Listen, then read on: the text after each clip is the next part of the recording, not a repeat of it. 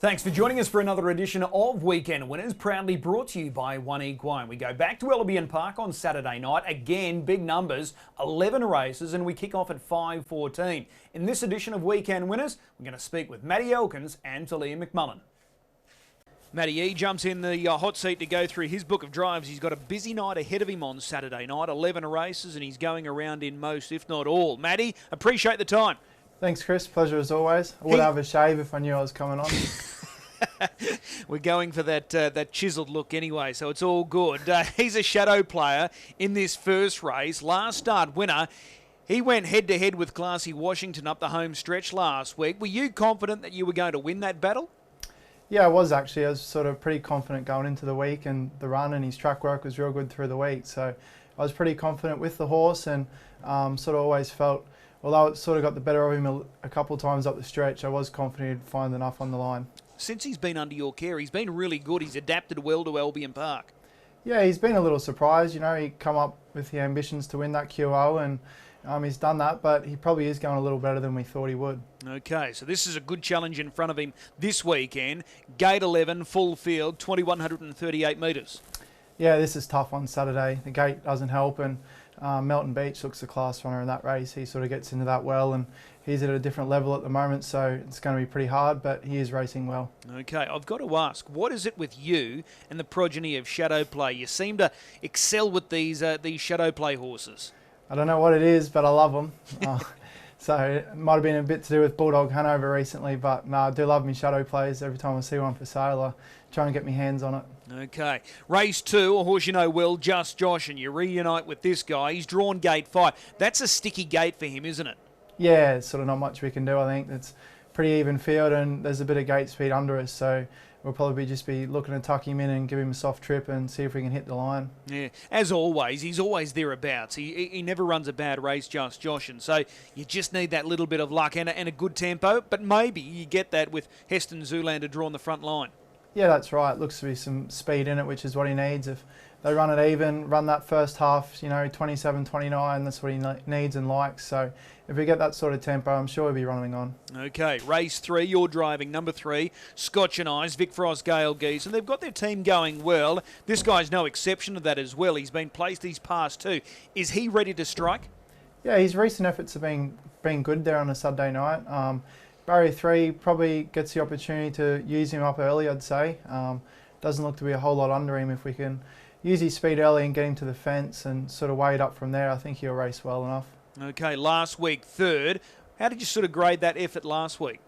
Yeah, I thought he probably could have finished a little closer, but in saying that, Kanye Crusader, he's sort of low flying at the moment, and I think they sort of ripped home in 2:27 quarters, so it is tough to make ground in those sectionals, but no, he's racing well enough. Okay, if you were to use him off the gate, 2,138 metres, does that just leave him a little vulnerable late? I don't think it really matters, to be honest. I think if you go through his record, he's won at both trips a number of times, but obviously in this race, Swedish Starlet probably looks the hardest to beat, and if she tries to force issue early, we may have to use our brain and just see what happens. Okay, Vic and Gale normally have their horses really fit, don't they? Yeah, they do, and as you said before, they are racing well at the team at the moment. Okay, race 6, good race coming up here. Hot and Treacherous will start the favourite, drawn the inside. You're driving American Outlaw. You have a really good record with this horse, so you obviously get on well together. Yeah, we've sort of been lucky and had some good draws, I think, but no, I do love the horse. He's a pretty cool horse, and he sort of always races well, and he seems to follow any sort of tempo and still peels off and goes, so there's a lot of ability to him, and he sort of loves racing. Okay, so gate 5. What do you do with this draw on Saturday night? Yeah, it's sticky. I don't think he drew too many bad gates, and now he's into my name as trainer. He comes up with a bad one, so it's going to be tough. The one looks the hardest to beat and looks the leader, so we don't really want to be stuck in the death, whether we have to go back or if a Kanye Crusader looks to go forward, maybe we try and lob one on his back, but it's just going to have to be one of those ones where you have to have a good look at the start and see whether we're going forward or going back. What was the gut feel when you saw the field released earlier in the week? It'll be an ugly race. The one probably leads and wins, and we either go back to last or slide forward and chance our arm, but in saying that, I don't want to go forward and be stuck in the death either. Okay, well, you did beat Home Hot and Treacherous last time you met. You chased home Turn It Up. How far can this guy go? Yeah, it's hard to say, but sort of all his wins have been good, and was actually looking it up yesterday. He's only had 19 career starts, so it is hard to gauge, and he's done a terrific job to get to that sort of company already in his careers. But you know, with good draws, I think he can sort of race any horses in Queensland at the moment. Sort of as last start, he run second to Turn It Up. There's sort of no more benchmark horse in Queensland at the moment. So with the right trips, I'm sure he can mix it with any of them. Yeah, it's a fair point. Race 7 on Saturday night. This is going to be a good race here. A couple of really talented types. Future Assured fresh up. My Alderman Byron fresh up. Alta Revelry's in form. Argyle's in form. You've got a newcomer here in Big Skewy. What can you tell us about this guy? Well, his name's a lie. He's only a little fella. Oh. He rocked up yesterday. He's a little nice-looking horse, actually, and his form probably looks better on paper than Big Shadow. So, you know, I think he will measure up, but this on Saturday night looks pretty tough. You know, you got two classy horses in Future Assured and Mild Byron. You know, they're probably the class horses going around on the night, Nelly, and you come up with them in a QO. So it's going to be tough. We've got a bad draw, so I'd say it'll just be measure and stick and go from there after this week. Okay, so this is his target, just to win a QO? Yeah, win a QO and see if they'll measure up in the band fires, but the main goal is just to win that QO at the moment. All right. Race number 8 for the mares, Our Modern Mini. Correct me if I'm wrong, this is your first time sitting behind this mare? Yeah, that's first time driving her this week. Okay, she went well last week. Yeah, I must admit I haven't followed her too closely the last couple, but I know sort of a couple runs ago she was sort of airborne there for a month or so, doing all the work in races and still putting them away. So she is sort of well into a mare's QO, and it looks a race that she can win in time. Whether it's this week or not, I hope so, but I'd say we'll be rolling forward and seeing how we go. Yeah, well, that was my next question. Likely to roll forward because she can run the gate. Yeah, I think so. I think sort of her best runs are when she's sort of done all the work in the races. So with barrier 4 there on Saturday, I'd say we'll be going forward and trying to force the issue, and can't get in front, I'd say the death seat would be an option. Okay. Race 10, this is the Stand Start Open. Feeling for a rainbow. What do you think his chances are in this field? Yeah, he's actually first up off and freshen up last week, and I think he finished near last, but his run was actually good. He got blocked a couple of times up the straight when he was sort of hitting a gap and starting to make ground, and he was actually travelling well at the line, and I was real happy with his run. He's got a good stand start record, so that probably helps him in this race as well. Yeah, well, just going through it, but he raced really well in the Redcliffe Cup. Was he placed in a flashing red from a stand start? So he seems to thrive under the stand start conditions. Yeah, he does love the stands. We're normally off the front and jump to the front and hand over to who we choose to, but sort of come up with 10 metres this week makes it a bit tricky. But you know, his record and his manners at the stands are very good. So we can jump away and sort of look for the best spot we can. I'm sure he's not too far away and probably be a big price in that. Looks a very open race, no standout performer there. And what about the last, race 11, Majestic Simon? You've had a few goes sitting behind this trotter. Can he strike on Saturday night? Front row draw would have been nice, but I think the horse is actually racing very, very well at the moment. 2 starts ago when I led and Adele just got him on the line. I think his last half was 55.9, so sort of can't run any better than that, and his run last week was good again from back in the field. So, and it looks a good tempo race here. There should be some speed early and evenly run, so that will suit him. Okay, do you just follow through at the start and try and get as handy as possible? Yeah, he's got natural speed, so if the 2 leaves, we'll be following glued to its helmet and get as far forward as we can, I'd say. All right, busy night for you on Saturday night. Which race are you most looking forward to? Oh, there's not a lot there. I mean, they're all good horses on driving, but they've all got ugly draws and all got some class horses in the races, which is good for racing.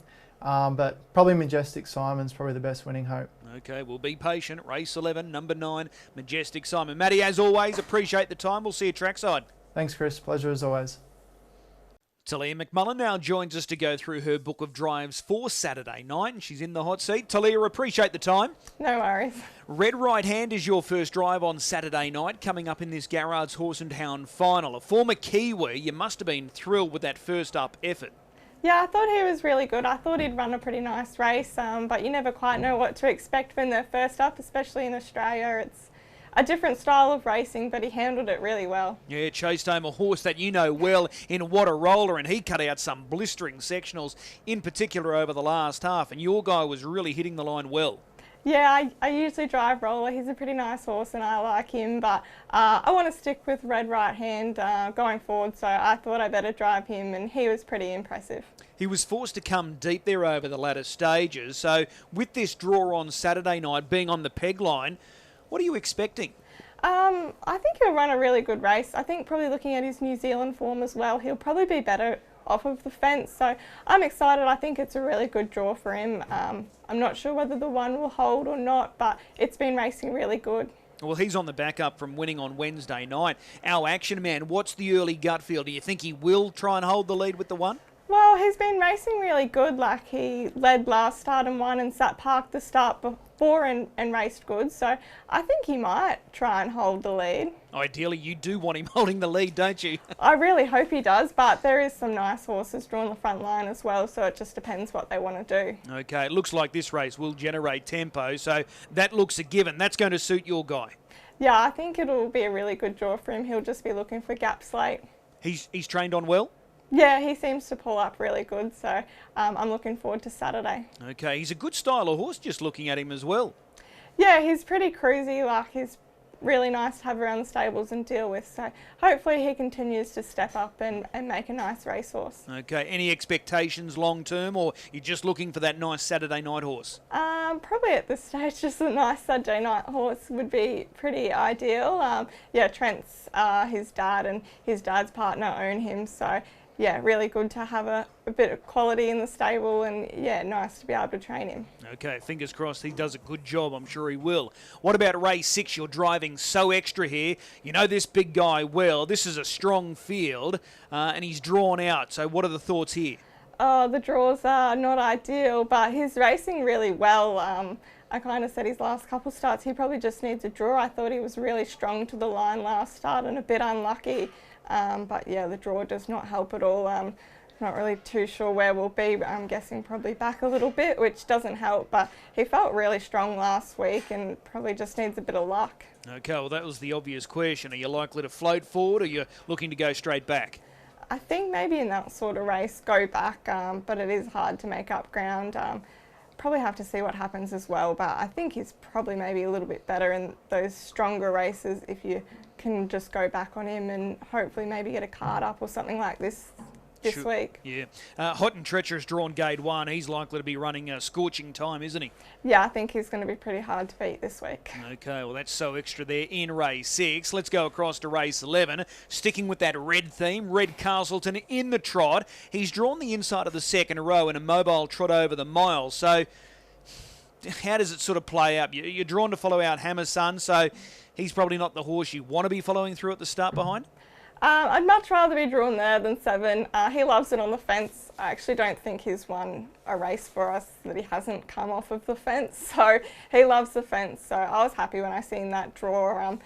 The 1 doesn't look to be the leader, but even if he's 3 or 4 fence and has a cosy run and could get out late, then I think he would be a chance. Okay, there's no dominant trotter in Queensland right now, and these mobile trots, they're very competitive racing. This one will be no different on Saturday night.